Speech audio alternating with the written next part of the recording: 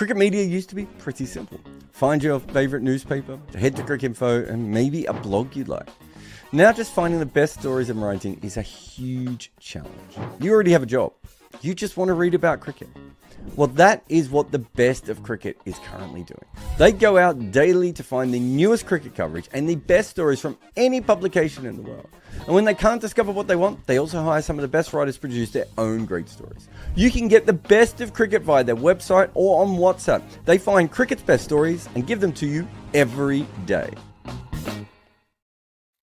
Morning, everyone, and welcome to the Morning Glory, the show where I answer questions at lunch to keep me awake on this very early Monday morning in London. Just ask your questions and we'll see how we go. Gaurav says, do you think Siraj is a different bowler when he bowls fast? I think a lot of people are a different bowler when they bowl fast. Or when he gets rhythm going. Essentially, when he's got rhythm, he's a better bowler. His issue is, he's not the only bowler who's ever had this, is he doesn't know how to get that rhythm. Some bowlers don't need that rhythm. I don't think Curtly Ambrose or Glenn McGrath are really worried about it all that much at all. They just came in and bowled. It probably came natural to them to find that groove. And other bowlers do need to find that rhythm. And it's a magical thing. If people knew how to do it, they do it all the time. Gaurav says, should India drop Rohit and bring in Gill? He looked good today, but I can't see how long India could carry him. This is where it gets tricky, really, because he did look good. He hasn't made any runs, but no one was going to make any runs on that wicket with that bowling at that time. But he did look good. And then he's kind of played a slightly extravagant shot and gone out. These things are not easy. That's why dropping legends is not a particularly sensible thing to do or a simple thing to do. Kronk says, well, every time you try to attack on this wicket with a new ball, you get out. So the plan of action should be to defend until the ball is properly oiled, then decide to go for it.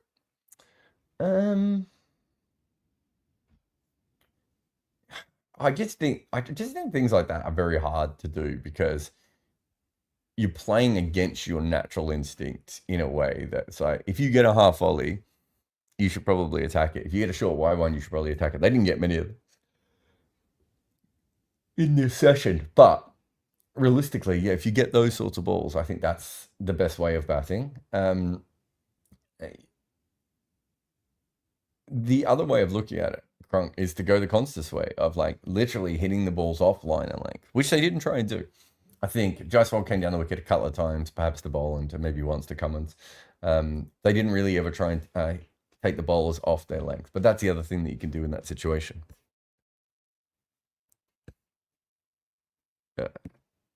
He says, India should probably not go for it unless there's not much merit in it unless the pitch and the ball flattens out a lot. I mean, they're already in a position now, and obviously some of these questions would have come in a little bit earlier, but they're already in a position now where they need, 4.8, 4.9 runs and over with 3 wickets down. Chances are, even if the ball and the pitch flattens out, they're going to be so far behind that it would be very, very tough for them to make any sorts of decision along that. Lucy says, this is the most awkward stat of the whole series, but Rohit has 31 runs, Bumrah 30 wickets. I'm cringing by just mentioning it. It is worth mentioning that Rohit hasn't played all the tests, but yes, even them being in the same area is quite random. I suppose there'll be some tail enders as well with more runs than Rohit. When you're in that kind of form. Although, again, he looked fine today. Kronk says, this is not a wicket you can attack on. No, I think the run rates have basically declined all the way through this test. I don't know if it's always going to be easy to get wickets. I know Australia, I don't know, the draw came into 150. What's the draw at now? I think the draw is still favourite. The draw's at 178, Australia's at 246. So I think with that in mind, it's certainly a tough wicket to get wickets on. But it's much tougher to score on, I think. And what will be interesting will what happens in like that wicket of Virat is so timed well for Australia because it gives them about 10. Like they'd just gone to Lion, which was partly just because it was before a break, but also I think they were just thinking it's time to sort of have the spinner from one end. They'd already tried Mitch Marsh as well, and now they probably need to attack the next 8 overs, 9 overs, 10 overs, whatever that may be, and try and get them 5 down, right? And then it's a grind from then on in. Drew says, pathetic batting and a horrible selection coming to roost. 3 part-time bowlers does not make up for a specialist. Who are the 3 part-time bowlers? I mean, Washington and Ravi Jadeja are both specialist bowlers. Nitesh is the only part-timer. Pathetic batting. I think they batted really well. The ball was moving everywhere. They should have been about... They should have lost a bunch of wickets early on, and they didn't. They managed to stay in. Yeah, so I'm not quite sure I get that. Unless you're talking in general, pathetic batting. Sabah says, did you expect Jaiswal to be the one to show such patience? Rohit did it for a bit before playing across the line, and Virat is just unable to resist that cover drive. I think, didn't Jaiswal play about 3 or 4 big booming drives and miss them? Certainly a couple, didn't he? I think sometimes you remember the result rather than the entire process. My memory of it was that he tried to play some big drives as well and didn't get away. Didn't get away from the ball. He showed pretty good patience so far.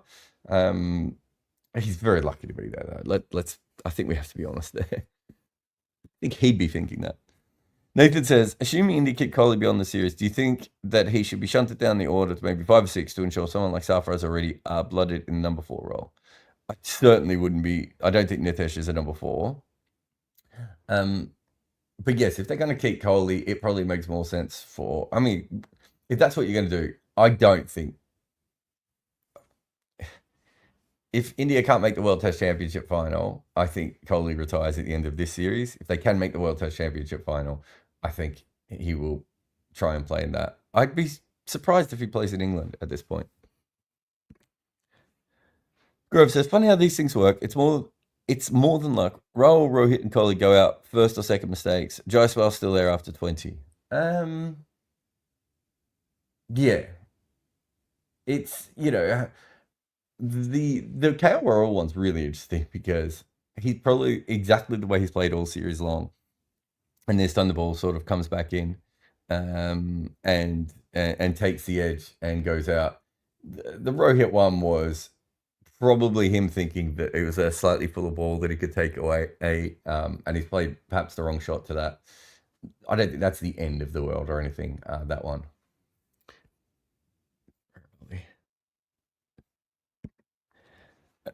Project says, is this the end of Rohit? So just to go back on that, obviously it's been mentioned a couple of times. I don't think that you don't pick him for the next test, but clearly there has to be conversations had with him and Virat. I don't know what kind of... The problem is, it's very hard to have those conversations mid-series, as I suppose the AUSvIND thing showed us a little bit, right? And because of the World Test Championship still being up in the air. But if they get to a point where they lose this test and they can't make the World Test Championship, surely then that's when they all have those conversations. But it'd be very interesting to see.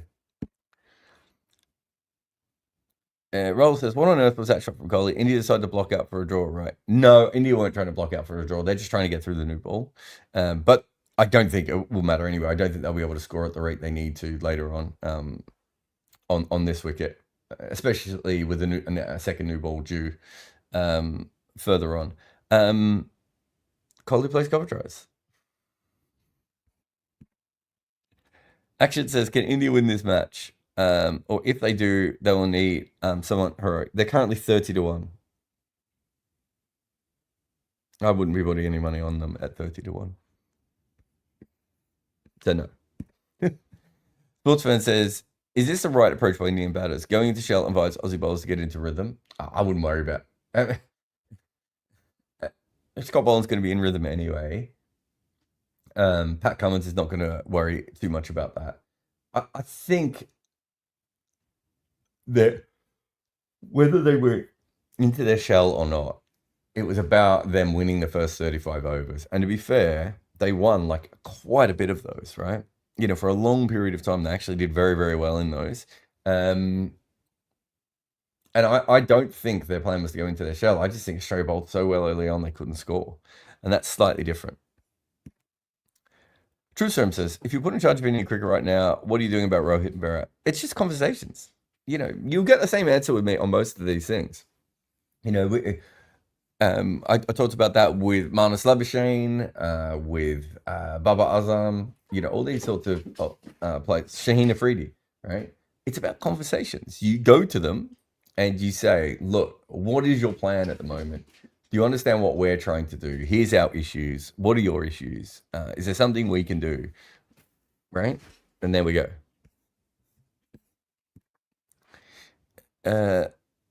Abjif says, do you think there will ever be a seam bowling version of R. Ashwin, or is it just Benny Howe? Seam bowling version of R. Ashwin. Is that not Boomer? Is Boomer not that sort of thing? I don't think Benny Howe is really a seam bowler, so I'm not sure I'd have him on the list.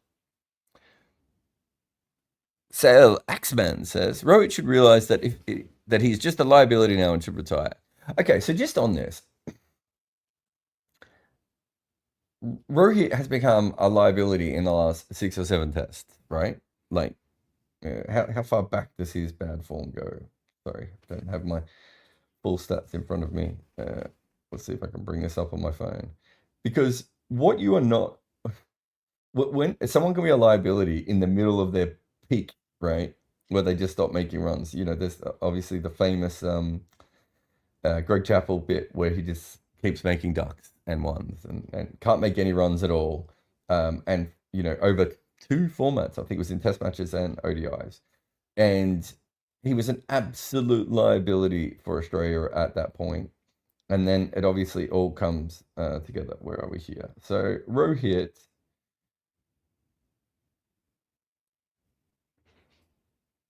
last year averaged 41 in test cricket as an opener. That's pretty high.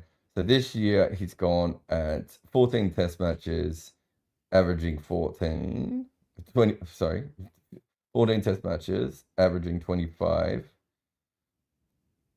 And in the start of that, he went 30, 16 not out, 24, 39, 14, 13, 131, 19, 2, 55, 103.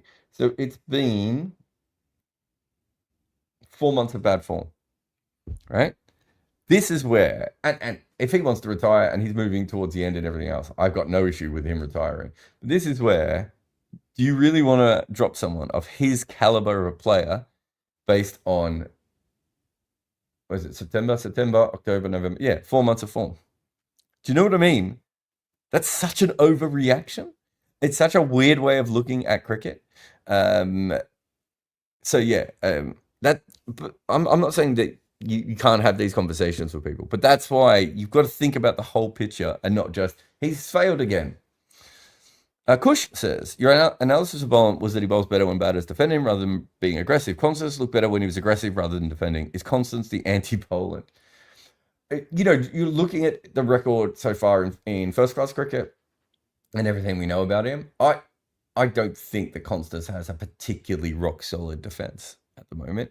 But he's also, that innings that we saw is not a normal Constance innings, right? I think that was an outlier. It was the second fastest innings I think he'd ever played in first-class cricket, and the other one was off about 10 or 20 balls. I think it was Kerry O'Keefe who said he's been watching him since he was 14 or 15 and never seen an innings like that before, right? So we can't get too full on with Constance, but I don't think his defensive game looks much stronger than McSweeney's does, right? And fair to McSweeney, he's not an opening batter and was in the wrong position to begin with. But I don't think Constance's defensive game looks all that much better, but he has multiple scoring options, and McSweeney didn't. Walking Live says, Rohit's average is on the verge of being in the 30s now. Sad to say, but it's time for him to retire after 5th test. Yeah, I'm not worried about that one. I've kind of already answered that, haven't I? This is way too early for Rishabh Pant. He's going to get out soon. The test is over before tea, unfortunately, but amazing fight by India. That was Wicket. It's not that early, though, is it? Like, how many overs are we into the game? 26 overs. Your number 5 coming in after 26 overs. The ball's not swinging as much as it was. They've think about this. Australia have tried Mitch Marsh and Nathan Lyon. It's not as if it's all gone their way so far. So I, again, wouldn't be in a situation where I'd be thinking that is too soon for Rishabh Pant. Taco says a proper punt innings will get India out of this mess. Yeah, I think the issue for him at the moment is probably going to be the inconsistent bounce because of the way he bats. So he has a bit of an angle on his blade, and so he's a chance of dragging the ball back on or getting a top edge. So I think that's the biggest problem with him at the moment. Mahesh says, what should Kohli do to correct his weakness?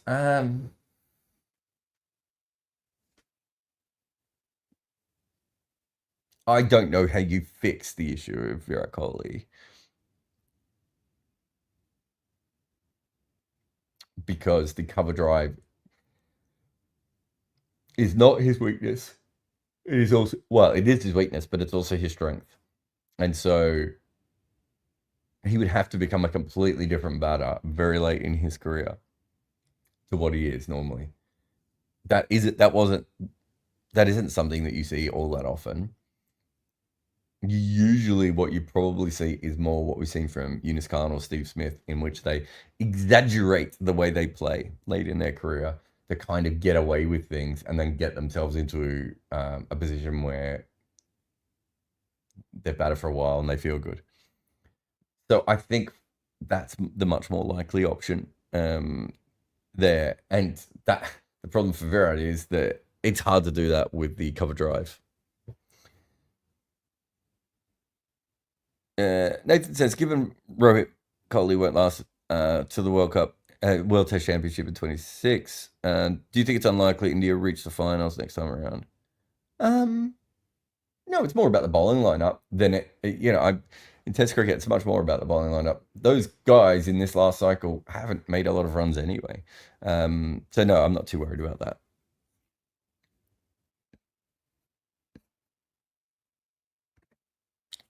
that. Everyone said it was a flat wicket yesterday after 36 overs. No one said it was a flat wicket in the first 36 overs. Australia were 91 for 6. It might still flatten out, though. It looks to me like it's slightly less consistent at the moment. But I wouldn't be putting on heaps of money on Australia right at the moment to win the game out after the next 10 overs. So if in the next 10 overs, I think that's a sound investment to go. They could get another. They're probably going to bowl with Cummins and Boland after the break, maybe Stark as well. But certainly Cummins and Boland makes the most sense. And they've got a chance of getting another 2 or 3 wickets in that time. It could still be really flat after that, though. All right, but there's so much time in the game now. And just to point out this, like, Boland plus Lyon is better than Kohli, Rohit and Rahul. It's the wicket. Walking Live says, I always get a feeling that with Jaiswal, that when he'll get in his peak, he's going to have a peak like Ponting or Kohli. Smith would easily average for 60 plus. I think that's what a lot of us think at the moment. I don't think he's fully rounded yet. I still think he's got this issue with the ball sort of hanging wide to him. And, teams are working out more and more. I mean,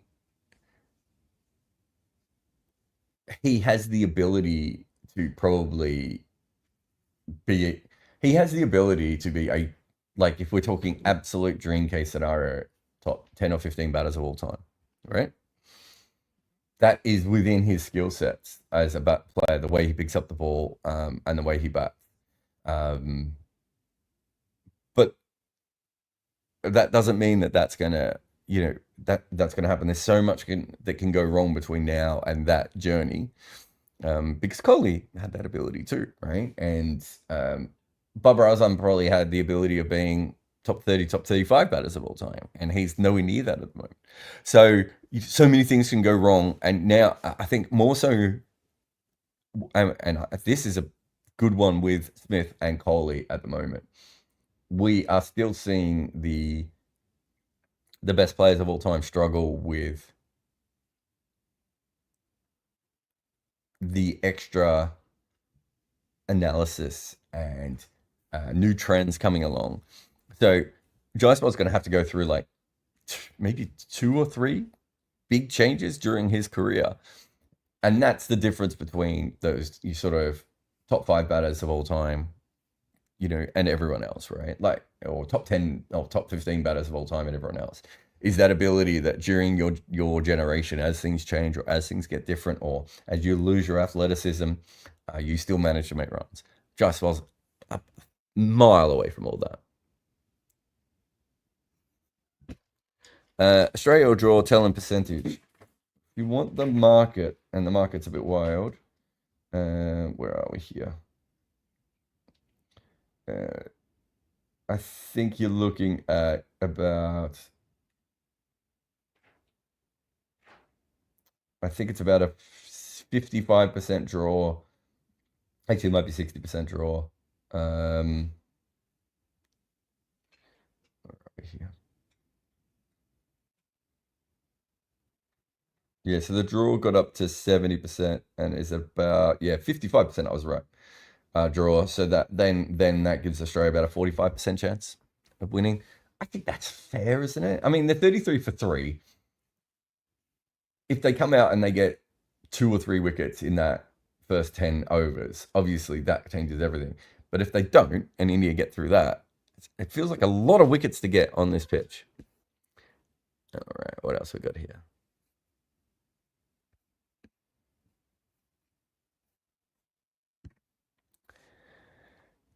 HK says, India have them right where they want them, ready to unleash Pant for a breezy 150 by Nitesh calmly knocking it off the winning runs. If you believe that, 32-1. That's all I will say. Zen says, has there ever been a concept of a deliberate no ball to get the non-striker on strike to the good bowlers off the final ball of the over? A deliberate no ball. So what would the deliberate no ball be there? I'm confused at how that would work. You might need to explain that to me a bit more. Howie says, would Boomer's match factor be affected negatively by playing on spinning wickets, meaning that they look great for bowlers statistically, but aren't good for seam bowlers? No, when we look at that, we look at him versus other seam bowlers in the same games. We only compare seam bowlers to seam bowlers and spinners to spinners. I mean, we might have an overall match factor as well, but when you see it on our screen, that's what you're looking at. Ashwin says, I know it's hard to measure how clutch a player is, but Cummins has to be up there as one of the most clutchest of clutch players. So this is why I don't believe in clutch players. I think Cummins probably bowled the third best of the bowlers today, right? I thought Stark was incredible. Oh my God. Okay, come on. I thought Stark was incredible and Boland was brilliant as well. And Boland and Stark should have got wickets earlier than they did. In fact, Boland hasn't even got one yet. But this is why I don't believe in clutch players. What does Cummins do? He bowls really accurately. He gets little bits of movement constantly. If there's any variable bounce, he'll do that. And then he has the ability to bowl very good short balls when he needs to as well. He did that when it wasn't clutch. And then he does it when it is clutch. There's no difference for him.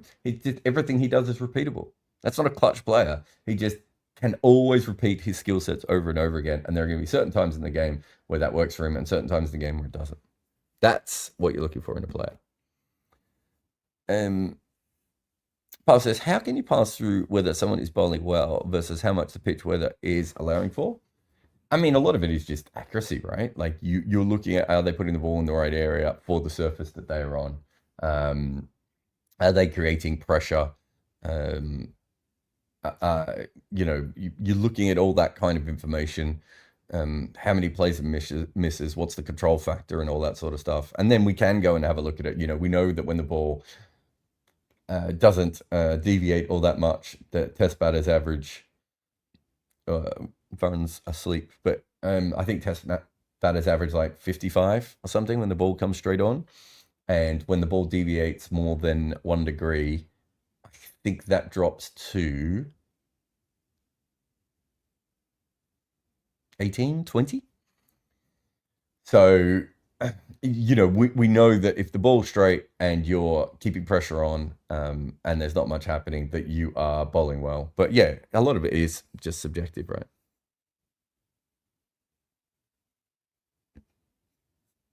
What else do we have here? Straight don't bowl good to left-handers. With 4 left-handers, Jaiswal, Pant, Jadeja and Sundar, and inform ready, I don't think they can take 10 wickets.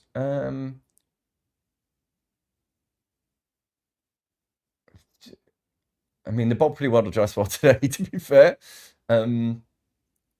Look, if they get the wickets early after the break, then that isn't. I wouldn't worry about it. I think your point would come in a little bit more later on if they, let's say, they don't take the fifth wicket until the 55th over or something like that. I think then what you're saying might play a bigger part. Neural Hux says, "Is it just me, or was Cal unlucky to get a ball that good early in the match or in the innings? Got out to seed the first innings. Oh, I mean, yeah, but that happens. Sometimes you get them, and sometimes you don't. He's played and missed plenty of times when he's been batting well." Barrett says, "We really need to rest Rohit Kohli and Siraj for Sydney. It's okay to lose the series, but invest in the next generation." I mean, that's it. Let's worry about that later. 74 says, "Any thoughts on South Africa-Pakistan game?" My main thoughts would be that I wish I could have stayed up to watch it. I was pretty certain that South Africa were going to struggle. They were 3 down for 27 or something, and the markets had them at 130. And if I'd been able to stay up, I would have just put a fortune on Pakistan. Because I really thought Pakistan were a huge chance of coming back then. I backed Pakistan a few times in the game. Actually made quite a bit from that game. I'm losing on this India-Australia one somehow, but although if I'd stayed in for the Virat wicket, I would have been back in front again.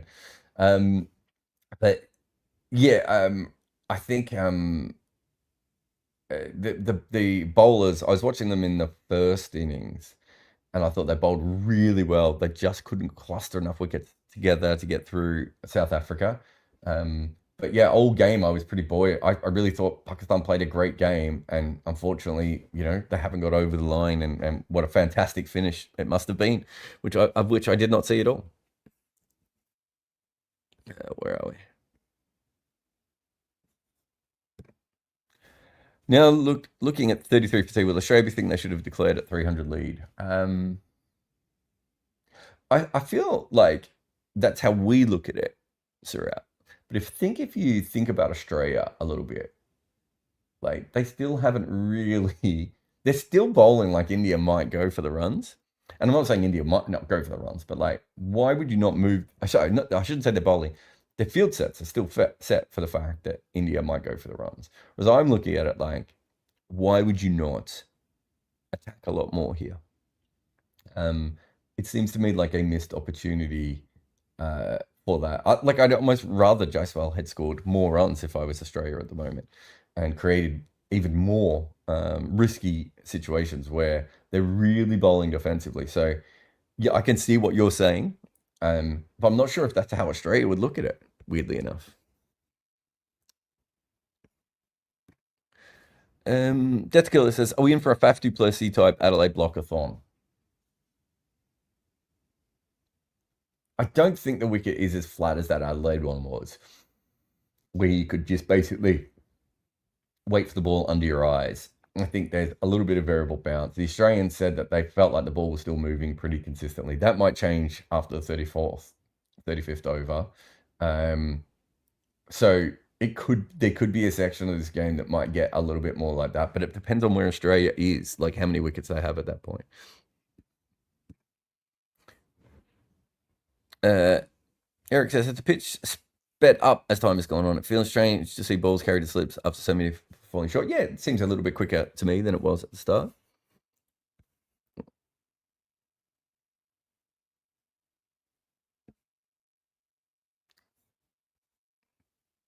Oh, this is just on the Rohit one before. It says, "I mean, Jab, when you're 37 and 6 months, it makes a huge difference." It doesn't, mate. 4 months of bad form at 36 shouldn't be seen as any differently than 4 months of bad form at any other time.